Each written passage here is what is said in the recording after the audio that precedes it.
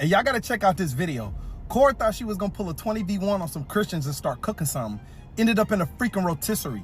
You gotta watch this video, man. She gets absolutely destroyed. The only one who ends up on rotisserie is those Christians. Cora actually demolishes them. The only reason why you Christians don't see that is because when people are high and they're hallucinating, they can't really feel pain until they wake up. So let me help you, my man. Sit down, little bro. It's time for a lesson. I want to compare scriptures to the Quran, and it said in chapter 33 verse 40, it says that Muhammad is the final messenger and he is the seal of the prophets. But in Hebrews 1 it says that God spoke through the prophets, but in the last day he speaks through his son. Let's step back. You're saying let's compare the scriptures, let's compare the actual verse. Surah Al-Baqarah 279. So woe to those who write the scripture with their own hands, then say this is from Allah in order to change it for a small price. Now, we know that the scriptures have always been brought down by Jibreel. Quran, Surah Al-Baqarah 297, Surah Ashura 26, 192 to 194. Old Testament, Hebrew Bible, Daniel 8:16, Daniel 9:21 to 23. New Testament, Luke 1:19, Luke 1:26 to 38, Revelation 1:1. Revelations have always been brought down by Jibreel. Who gave the revelation to Paul?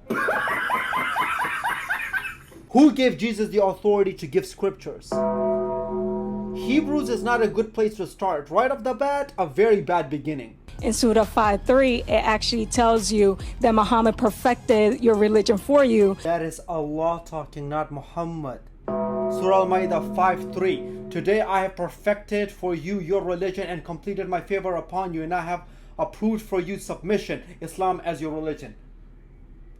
I know for you guys, whether it's Jesus talking or the Father talking is the same. This is Allah speaking. It's not Prophet Muhammad speaking. Prophet Muhammad didn't complete Allah's favor upon us. Allah completed his favor upon us through Prophet Muhammad. There's a huge difference. But in Jude 3, it says that the faith was already handed to the saints and that they are to defend it. Yeah, and then John wrote a whole gospel after that. Book of Revelation came after that.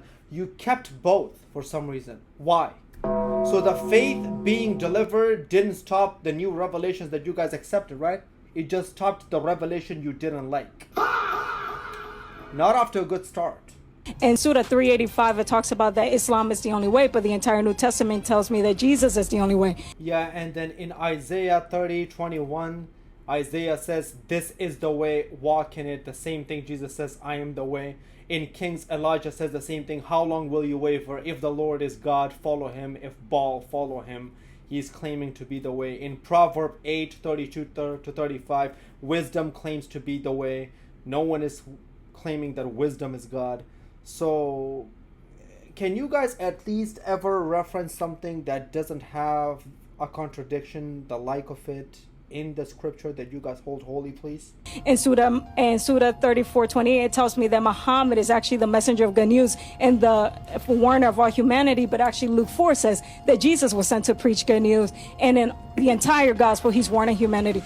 I agree. And then in Gospel of Matthew 15:24, Jesus says, I was sent only to the lost sheep of Israel. And then in Gospel of Matthew 10:5 to 6 says, do not go to the Gentiles, go to Israel. And then again in Gospel of Matthew 28:19, go therefore and make disciples of all nations. And then also Gospel of Mark 16:15, go into all the world. So, you know, the problem here is it's two contradictory statements coming from your New Testament. The same Gospel of Matthew that says Jesus is sent to the lost sheep of Israel, also saying to go make disciples of all nations. So yeah, this is what you call a contradiction. That is an issue. That doesn't help Christianity's case. It weakens it. So it doesn't sound to me that Muhammad was trying to complete Jesus. He was actually trying to replace Jesus. Okay, perfect. But it feels that Islam couldn't handle Jesus. It couldn't fit. It couldn't get rid of him, so it tried to fit him in. The last time I checked, the ones who were trying to get rid of Jesus was the children of Israel, the people who he was sent to the lost sheep of Israel. Who said that Islam is even trying to eliminate Jesus or remove Jesus? An average Muslim has far more respect for Jesus than an average Christian does.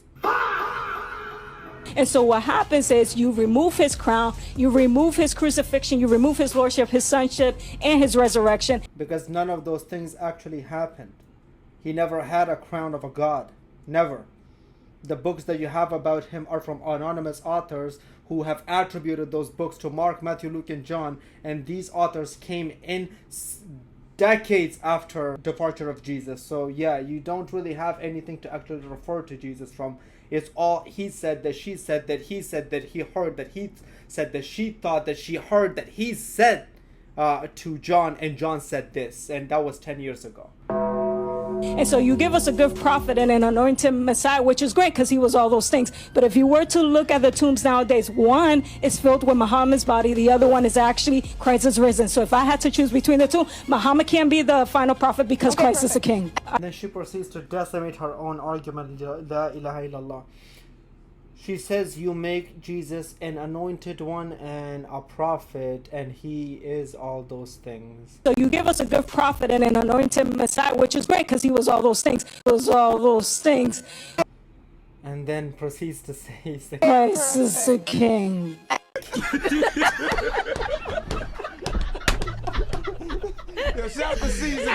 I don't know why do I even bother decimating your guys' argument. Just let you guys talk and you guys do the work for me. Christ is the king.